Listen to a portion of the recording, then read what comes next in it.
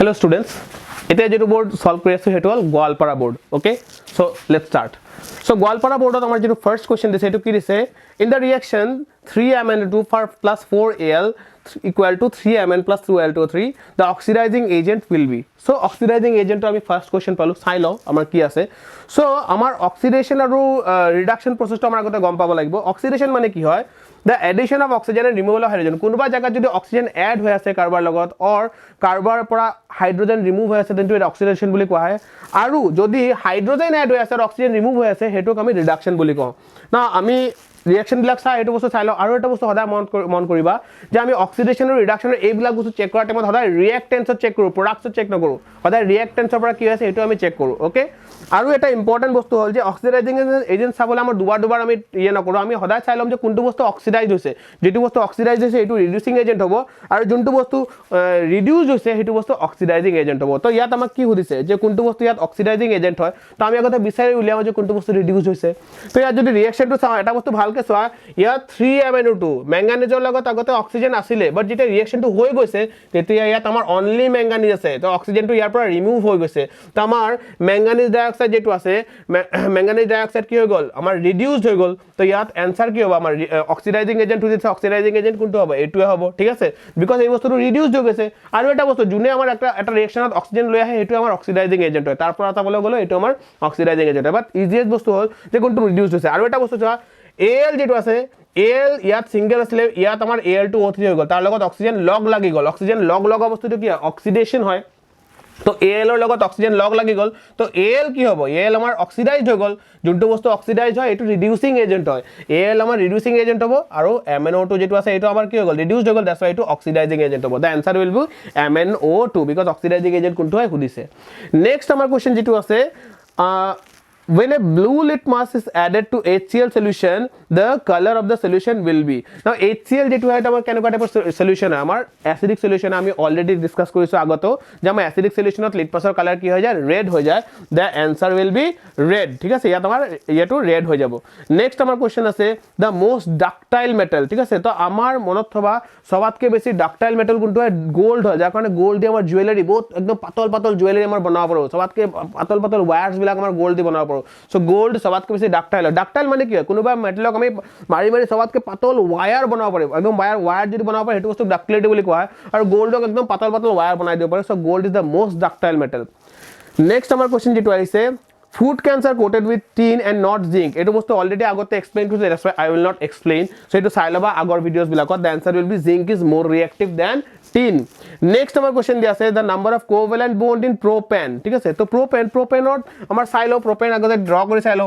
propane meth eth prop tini ঠিক আছে meth eth prop tini aise to tinta carbon আহিব 1 2 and 3 ইয়াত মই জাস্ট বন্ড বিলাকে ড্ৰ কৰি আছো তোমালোকে গম পাবা যে এবিলাকত কি লাগিব হাইড্ৰোজেন লাগিব এতিয়া ড্ৰ কৰা হৈ গল বন্ড বিলাক ড্ৰ কাউন্ট কৰি লবা 1 2 3 4 5 6 7 8 9 10 the answer will be 10 okay 10 টা আমাৰ কোভ্যালেন্ট বন্ড ইয়াত আছে ভেৰি ইজি নেক্সট আমাৰ কোশ্চেন আহিছে যে আমাৰ যেটো আমাৰ ইথানল আছে যেটো আমাৰ ইয়াত যদি ইথানল আছে ইথানলক যদি আমি অ্যালকানাইন K-4 লগত ৰিঅ্যাকশন কৰাই দিও তেতিয়া কি হ'ব সো আমাৰ ethanol when ethanol is heated with alkaline potassium permanganate or acidified potassium dichromate it gets oxidized to ethanoic acid ঠিক আছে তো যেতিয়া আমি ইথানলক যদি আমি এনেকুৱা এটা বস্তুৰ লগত আমি যদি গৰম কৰি দিও হিট কৰি দিও তেন্তে এটো ইথানোইক এসিডত কনভার্ট হৈ যায় the answer will be ethanoic acid ইয়াত বেসিক্যালি কি হয় এটো বস্তু অক্সিডাইজ হৈ যায় অক্সিজেন ইয়াৰ পৰা আমাৰ এই যে বস্তুটো আছে এটো এটা অক্সিডাইজিং এজেন্ট হয় এটো অক্সিজেন সাপ্লাই কৰে আৰু অক্সিজেনটো এটোৰ লগত এড হৈ যায় এড হৈ আমাৰ কি হৈ যায় ethanoic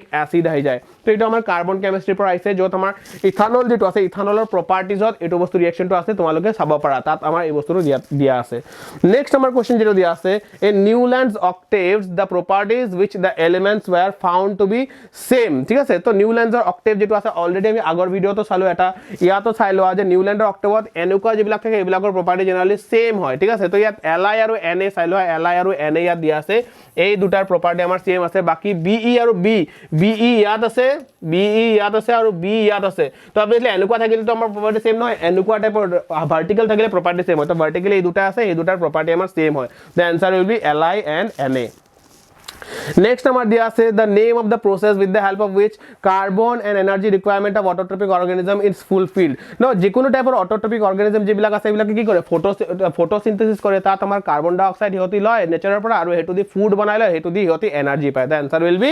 photosynthesis. Next number question যেটো দিয়া আছে the gap between two neurons, repeated question, multiple time repeated question. The answer will be synapse. ঠিক আছে, অলৰেডি চাইলো মই এক্সপ্লেইন কৰিছো আগতো, তো ইয়াত ভিডিওটো দি দিছো. নেক্সট আমাৰ question দিয়া আছে asexual reproduction takes place through budding. বাৰ repeated question হেতু হ'ব yeast. ঠিক আছে, budding দি আমাৰ দুটা বস্তু পাবা ইয়াত, এটা হ'ব yeast আৰু এটা আমাৰ ইয়াত দিয়া আছিল কি hydra. ঠিক আছে, hydra অপচনত থাকিব পাৰে আৰু এটা হ'ব yeast. বাকি বিলাক মই কৈছিলো প্লাজমোডিয়ামে কি কৰে মাল্টিপল ফিশন কৰে, অ্যামিবা আৰু লেশমেনিয়াই বাইনাৰি ফিশন কৰে, অলৰেডি এক্সপ্লেইন কৰা আছে এইবিলাক. Next question কৈছে number of chromosomes present in zygote of human. এটা হিউম্যানৰ জাইগোটত জেনাৰেলি এটা হিউম্যানৰ জাইগোটত 46 টা ক্ৰোমোজোম থাকে. ঠিক আছে, বাট মোস্ট প্ৰবাবলি দে আৰ ৰেফাৰিং টু সেক্স ক্ৰোমোজোমস. তো সেক্স ক্ৰোমোজোম এটা হিউম্যানত কিমান থাকে, দুটা থাকে. The answer will be 2. Next আমাৰ question দিয়া আছে in which of the following reproductive process exchange of genetic material takes place. ঠিক আছে, exchange of genetic material takes place. তো genetic material ক'ত takes place হয়, আমাৰ sexual reproduction, এটো অলৰেডি আগতে এক্সপ্লেইন কৰা আছে যে আমাৰ জেনেটিক মেটেৰিয়েলৰ এক্সচেঞ্জ ক'ত হয়, আমাৰ সেক্সুৱেল ৰিপ্ৰডাকশনত হয়. ঠিক আছে, নেক্সট কোৱেশ্চন আমাৰ দিয়া আছে the relation between focal length and radius of curvature. radius of curvature আৰু focal length ৰ ৰিলেশনশিপটো কি হয়, আমাৰ r is equal to twice f. radius of curvature কি হয়, focal length ৰ ডাবল হয়. ঠিক আছে, যিকোনো এটা মিৰৰৰ কাৰণে radius of curvature focal length ৰ ডাবল হয়. so r is equal to twice f or f is equal to r by 2. f is equal to r by 2 is the relationship. next আমাৰ question আছে which of the following is the media velocity of light will be maximum. generally আমাৰ কি হয় যে আমাৰ speed of light vacuum আৰু airত almost same হয়. ঠিক আছে, almost same হয়, ইমান বেছি ডিফাৰেন্স নাই. but speed of light কি হয় যে vacuum slightly আমাৰ কোনো ধৰণৰ তাত ডিস্টাৰবেন্সেস না থাকাৰ কাৰণে স্লাইটলি আমাৰ বেছি হয়. ঠিক আছে, আমাৰ এয়ারতকে কিমান জেনারেলি নিয়ার অ্যাবাউট 90 km/h নিচিনা অলপ বেছি হয়. ঠিক আছে, ইমানো বেছি নহয়, একদম নমিনাল হয়. ঠিক আছে, তো অ্যানসার হ'ব আমাৰ ভ্যাকুয়াম. নেক্সট আমাৰ কোশ্চেন দিয়া আছে human eye forms the image of an object at its retina. Obviously আগতে এক্সপ্লেইন কৰা আছে, তোমালোকে এনেও গম পাওঁ আমাৰ পিছফালে চকুৰ পিছফালে যিটো লেয়াৰ আছে তাতে আমাৰ ইমেজবিলাক ফৰ্ম হয় আৰু এইটো বস্তুক আমি ৰেটিনা বুলি কওঁ.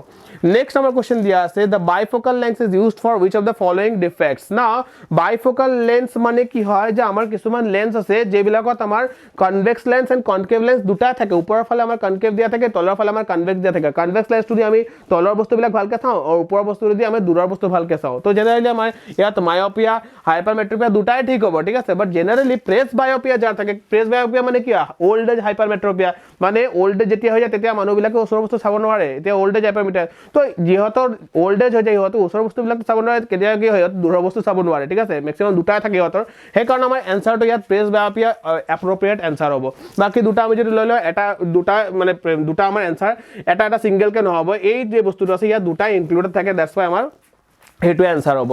নেক্সট আমাৰ কোশ্চেন দিয়া আছে when three resistors R1, R2 or R3 are connected in series in an electric circuit then the equivalent resistance will be. equivalent resistance যদি আমাৰ তিনটা ৰেজিস্ট্যান্স যদি আমাৰ সিৰিজত কানেক্ট কৰা হয়, ইন দ্যাট কেস আমি ইহঁতক সিম্পলি প্লাস কৰি দিলে হৈ যায়, R1, R2 আৰু R3 আমি সিম্পল প্লাস কৰি দিলে আমাৰ ৰিজাল্টেন্ট ৰেজিস্ট্যান্স আহি যাব.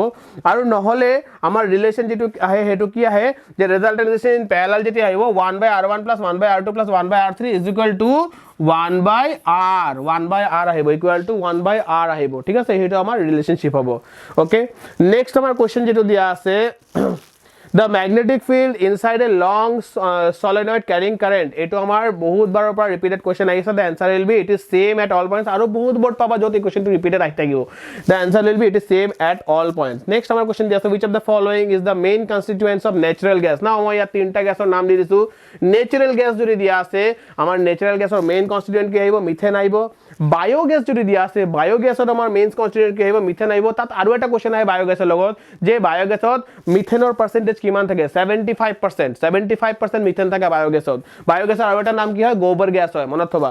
নেক্সট আমাৰ কোশ্চেন আছে মেইন কনস্টিটুয়েন্ট অফ এলপিজি ঘৰত আমাৰ যে ইউজ কৰে তাৰ মেইন কনস্টিটুয়েন্টটো হ'ল আমাৰ বিউটেন. এই তিনটা বস্তু মনত থৈ দিবা, যিকোনো এটা এমসিকিউত আহিব পাৰে. ইয়াত আমাৰ appropriate answer will be methane. Next আমাৰ কোশ্চেন আছে which of the following gas is responsible for global warming.